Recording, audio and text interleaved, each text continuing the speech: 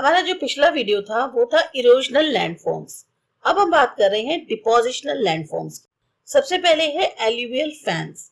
Alluvial fans are formed when streams flowing from higher levels break into foot slope plains of low gradient. Alluvial fans तब बनते हैं जब जो धारा ऊंचे लेवल से बहकर आ रही होती है और वो टूट जाती है जो फुट है स्लोप का, वहां पर जो प्लेन्स होते हैं कम हाइट के उनमें आकर टूट जाती है। Normally very coarse load is carried by streams flowing over mountain slopes. बहुत ही रफ तरह का जो लोड है वो इस तरह की स्ट्रीम्स बहा कर लाती हैं जो पहाड़ों से बह के आती हैं।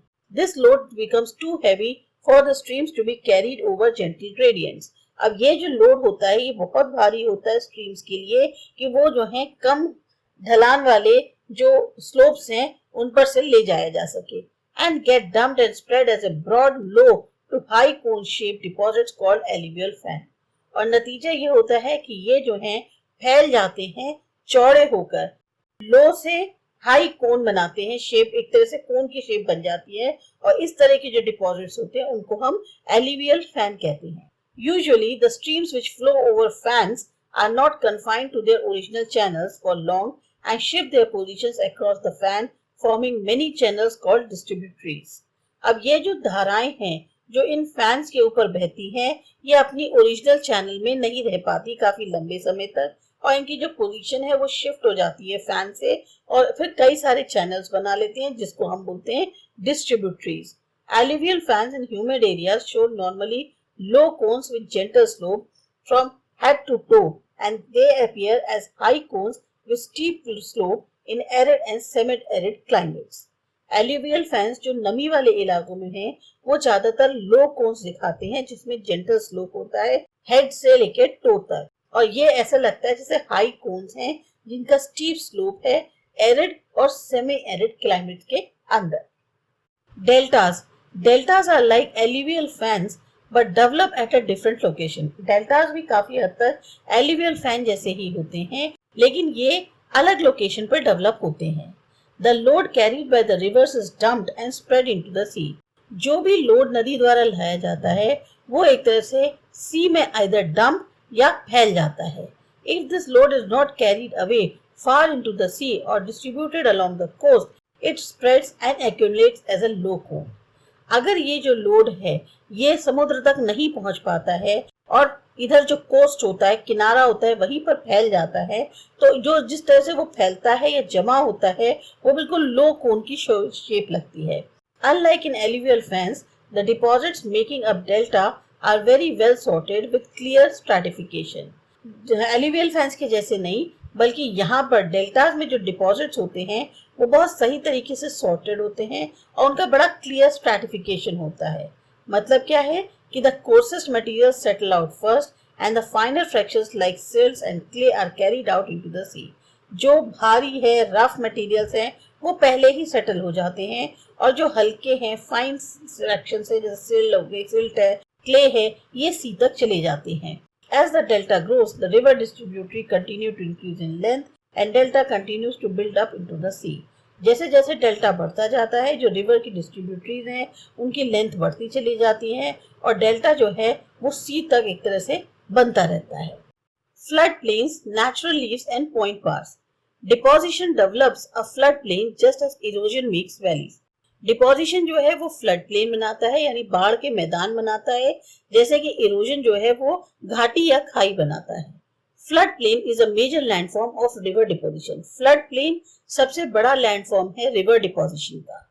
Large size material are deposited first when stream channels break into a gentle slope.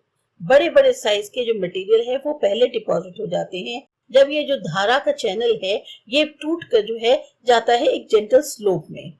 Thus, normally fine-sized materials like sand, silt, and clay are carried by relatively slow-moving water in gentler channels, usually found in the plains, and deposited over the bed. And when the water spills over the bank during flooding above the bed, इसी वजह से fine size का material होता है जैसे sand है, silt है, clay है, ये सब धीमे धीमे जो पानी बह रहा है उसके द्वारा ले जाए जाते हैं जेंटल चैनल्स में और ये आपको मैदान में ज्यादातर मिलेंगे या जमा हो जाते हैं बेड्स पे, या जब पानी जो है बैंक के किनारों के ऊपर बहने लगता है बाढ़ के समय, तब आपको ये मिल जाएंगे देखने को।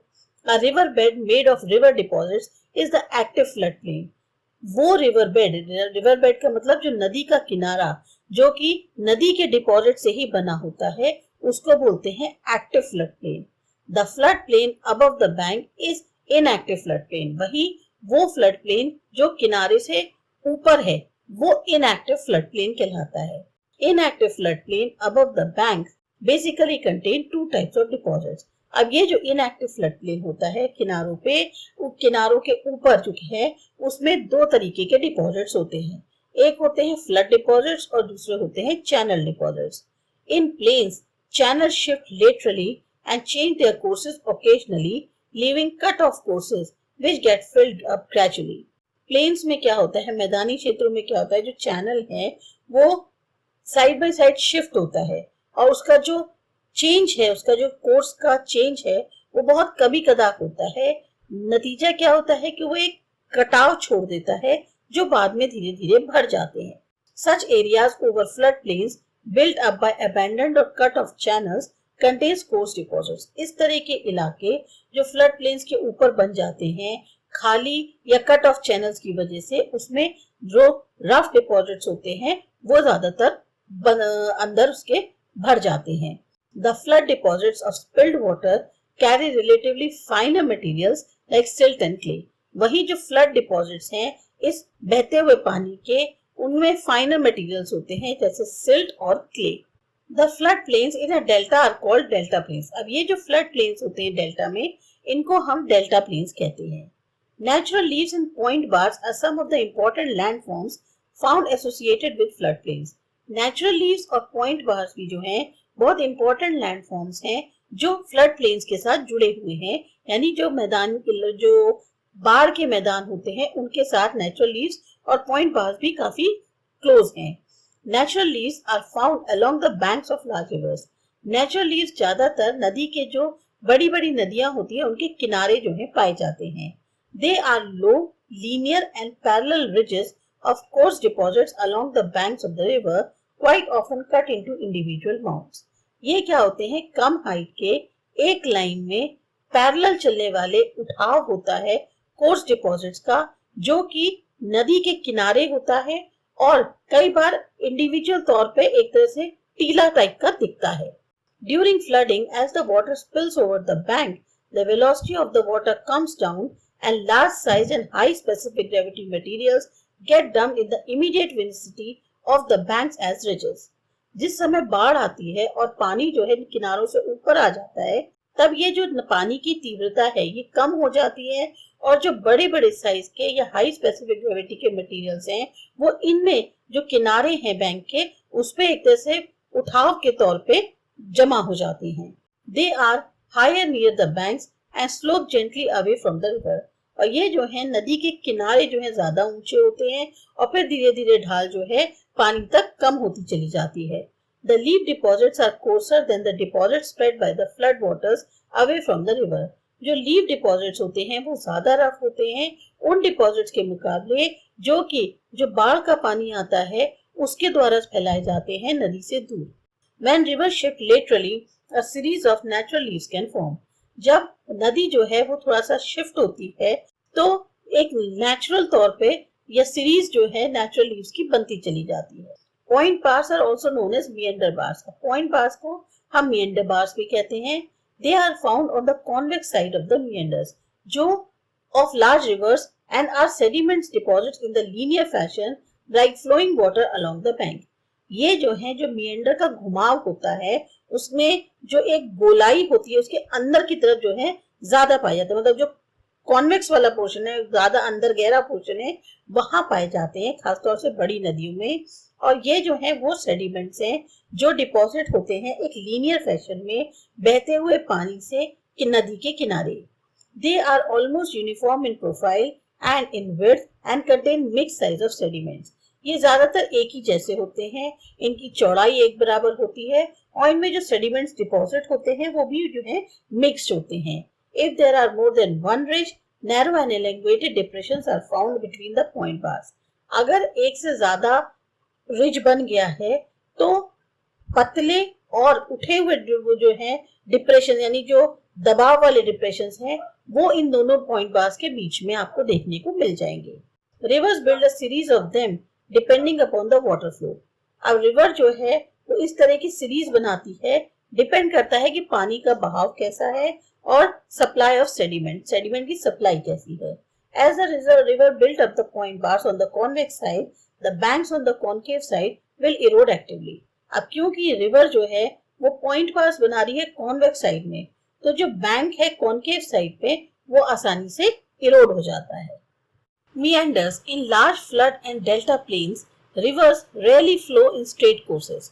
बड़े-बड़े जहाँ पर मैदानी या जो बाढ़ वाले या डेल्टा प्लेन्स होते हैं वहाँ नदियाँ कभी भी स्ट्रेट रास्ते में नहीं बहती। Loop like channel patterns called meanders develop over flood and delta plains. तो लूप की तरह एक वो चैनल पैटर्न बना के चलती है, यानी एक घुमावदार आकार लेकर चलती है जिसे हम meanders कहते हैं, और ये जो है फ्लड और डेल्टा प्लेन्स के ऊपर बन जाते हैं। Meander is not a landform but is only a type of channel pattern. तो जो meander है वो एक तरह का लैंडफॉर्म नहीं है कोई, बस एक तरीका है जो धारा है उसके बहने का। This is because of, अब ये किस वजह से होता है, propensity of water flowing over the gentle gradients to work laterally on the banks.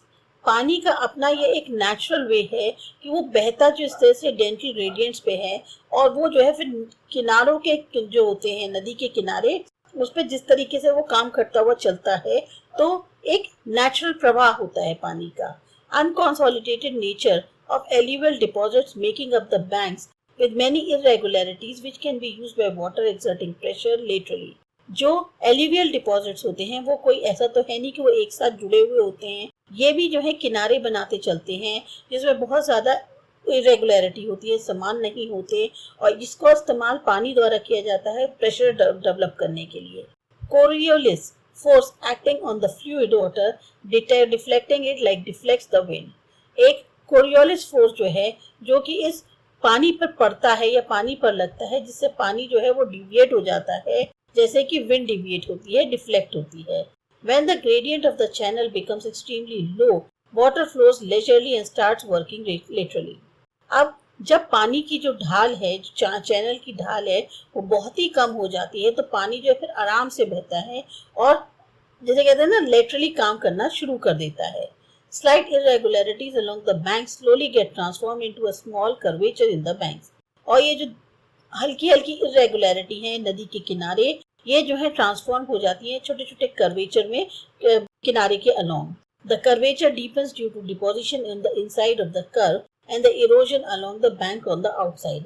अब ये जो घुमाव है कर्वेचर जो है ये और गहराता चला जाता है क्योंकि अंदर ही अंदर जो है कर्व के बहुत ज्यादा डिपोजिशन होता जाता है और जो इरोजन है वो बाहर की तरफ जो है किनारे पे होने लगता है। If there is no deposition and no erosion or undercutting, the tendency to meander is reduced.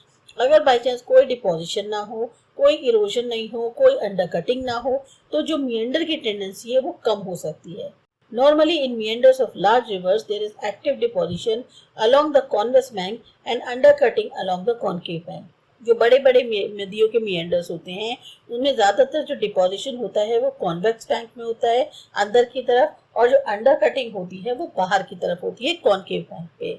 The concave bank is known as cut off bank which shows up a steep scarp, and convex bank represents a long gentle profile and is known as slip off bank. जो concave किनारा होता है उसको हम cut off किनारा भी कहते हैं क्योंकि वो हमें एक बिल्कुल स्टीप स्क्रैप दिखाता है, और जो कॉन्वेक्स बैंक किनारा होता है वो एक लॉन्ग जेंटल प्रोफाइल दिखाता है जिसको कि हम स्लिप ऑफ बैंक भी कहते हैं। As meander grows into deep loops, the same may get cut off due to erosion at the inflection points and are left as oxbow lakes. अब यही meanders जब और गहरे लूप्स बनते चले जाते हैं तो इसी तरीके से जो कट ऑफ होता है इरोजन की वजह से इन्फ्लेक्शन पॉइंट्स पे वो जो है ऐसा लगता है जैसे ऑक्सबो लेक बन गई है। Braided channels. When the rivers carry coarse material, there can be selective deposition of coarser material causing formation of the central bar which diverts the flow towards the bank, and this flow increases lateral erosion on the banks. जब नदी जो है ज़्यादा course material अपने साथ लेकर चलती है तो क्या होता है, जो कोर्सर मटेरियल्स का डिपोजिशन है वो भी सिलेक्टिव हो जाता है, जिसकी वजह से जो सेंट्रल बार है वो फॉर्म होती है और वो डाइवर्ट कर देती है फ्लो को किनारे के अलोंग। और ये जो फ्लो है ये बाद में किनारे से जो इरोजन है उसको और बढ़ा देता है। As the valley widens, the water column is reduced and more materials gets deposited as islands and lateral bars develop a number of separate channels of water flow. जैसे जैसे जो खाई है या घाटी चौड़ी होती चली जाती है, जो वाटर कॉलम है वो कम होता जाता है और ज़्यादा से ज़्यादा मटेरियल डिपॉजिट हो जाते हैं आइलैंड की फॉर्म में, जिसकी वजह से क्या होता है, बहुत सारे सेपरेट चैनल्स जो हैं वाटर फ्लो के निकलने लगते हैं। Deposition and lateral erosion of banks are essential for the formation of braided pattern. Braided मतलब होता है गुथा हुआ। तो जो डिपोजिशन है या साइड में एरोजन हो रहा है बैंक्स के, ये बहुत ज़रूरी है, तभी जो है ब्रेडेड पैटर्न बन पाएगा। और alternatively when discharge is less and the load is more in the valley, channel bars and islands of sand, gravel and pebbles develop on the floor of the channel and the water flow is divided into multiple threads. वहीं अगर discharge कम है, load बहुत ज़्यादा है valley में, तो जो channel bars हैं, आइलैंड्स हैं, वो सैंड पत्थर है और ग्रेवल्स जो होते हैं मोटे मोटे पत्थर, उनका डेवलप हो जाता है फ्लोर पे। और नतीजा क्या होता है कि वाटर फ्लो जो है वो फिर अलग अलग धाराओं में बहने लगता है। These thread-like streams of water rejoin and subdivide repeatedly to give a typical braided pattern. तो इस तरह की ये जो धागे जैसी धाराएं बह रही होती हैं, ये दोबारा आपस में मिल जाती हैं, फिर डिवाइड हो जाती हैं। तो उस तरीके से ऐसा लगता है कि जैसे मानो एक टिपिकल ब्रेडेड पैटर्न जो है वो बन गया है। अब है ground water. Here the interest is not on ground water as a resource. यहाँ पर हमारा इंटरेस्ट इसलिए नहीं है कि ग्राउंड वाटर एक रिसोर्स है। Our focus is on the work of the groundwater in the erosion of land masses and evolution of landforms. यहाँ हम मेनली ग्राउंड वाटर को इस तरीके से देख रहे हैं कि उसका क्या काम है, किस तरीके से लैंड मास का इरोजन होता है और लैंड फॉर्म्स की उत्पत्ति होती है। The surface water percolates well when the rocks are permeable, thinly bedded and highly jointed and cracks. जो सरफेस का पानी है वो आसानी से परकुलेट कर जाता है, घुस जाता है, अगर रॉक्स सोखने वाली होती हैं, बहुत पतली होती हैं किनारे वाली, या जुड़ी हुई होती हैं, जॉइंट होती हैं, या फिर क्रैक्स होती हैं। After vertically going down to some depth, the water under the ground flows horizontally through the bedding planes. शुरू में तो वाटर जो है वो वर्टिकल जाता है और कुछ गहराई में जाने के बाद वाटर जो है ग्राउंड के अंदर हॉरिजॉन्टली फ्लो करने लगता है इन बेडिंग प्लेन्स पे, जॉइंट्स पे और थ्रू मटेरियल देमसेल्व्स, उनसे जो है वो हॉरिजॉन्टल मूव करने लगता है। It is this downward and horizontal movement of water which causes the rocks to erode. अब ये जो नीचे की तरफ या हॉरिजॉन्टल मूवमेंट हो रहा है पानी का, इससे जो रॉक्स हैं वो उखड़ने लगती हैं। फिजिकल और mechanical removal of materials by moving ground water is insignificant in developing landforms. Physical तौर पे या मैकेनिकल तौर पे अगर मटेरियल्स को हटाया जाए ग्राउंड वाटर को मूव करके, तो वो काफी इनसिग्निफिकेंट होगा लैंडफॉर्म्स को डेवलप करने में। That is why the results of the work of groundwater cannot be seen in all types of rocks. इसीलिए जो ग्राउंड वाटर का काम है उसका जो नतीजा है वो हर तरह की रॉक्स में देखने को नहीं मिलता। But in rocks like limestone and dolomites rich in calcium carbonate, the surface water as well as the groundwater through the chemical process of solution and precipitation, deposition develops varieties of landforms. लेकिन जो rocks होती हैं limestones या dolomites जिनमें calcium carbonate की मात्रा बहुत ज्यादा होती है, वहां सरफेस वाटर या ग्राउंड वाटर जो है केमिकल प्रोसेस जो सॉल्यूशन और प्रेसिपिटेशन का है उसकी मदद से डिपोजिशन करता है और डेवलप हो जाती है बहुत अलग अलग तरह की landforms. These two processes of solution and precipitation are active in limestones or dolomites, occurring either exclusively or interbedded with other rocks. अब ये जो दोनों प्रक्रिया है सॉल्यूशन और प्रेसिपिटेशन की, ये बहुत एक्टिव होती है लाइमस्टोन्स में या डोलोमाइट्स में, और ये जो है अकर होती है या इधर बिल्कुल अलग तौर पे या फिर और रॉक्स के साथ जुड़ के। Any limestone or dolomitic region showing typical landforms produced by the action of groundwater through the process of solution and deposition is called karst topography. कोई भी लाइमस्टोन या डोलोमाइटिक रीजन जो है जहाँ टिपिकल लैंडफॉर्म प्रोड्यूस होती है ग्राउंड वाटर के action की वजह से, जिसमें सॉल्यूशन और डिपोजिशन की प्रक्रिया शामिल है, उसको हम बोलते हैं karst topography. after the typical topography developed in limestone rocks of karst region in the Balkans adjacent to the Adriatic Sea. और कार्स्ट टोपोग्राफी जो है ये टिपिकल टोपोग्राफी है जो डेवलप होती है लाइमस्टोन रॉक्स में कार्स्ट रीजन के, जो कि बाल्कन्स में है और ये बिल्कुल एडजेसेंट है एड्रियाटिक सी के. The karst topography is also characterised by erosional and depositional landforms. तो ये जो कार्स्ट टोपोग्राफी हम इसको पहचान करते हैं इसके इरोजनल या इसके जो फीचर्स हैं वो इरोजनल और डिपोजिशनल लैंडफॉर्म्स से पहचान में आते हैं. अब इसके बाद जो अगला है टॉपिक वो है इरोजनल लैंडफॉर्म्स. वो करते हैं अगले वीडियो में.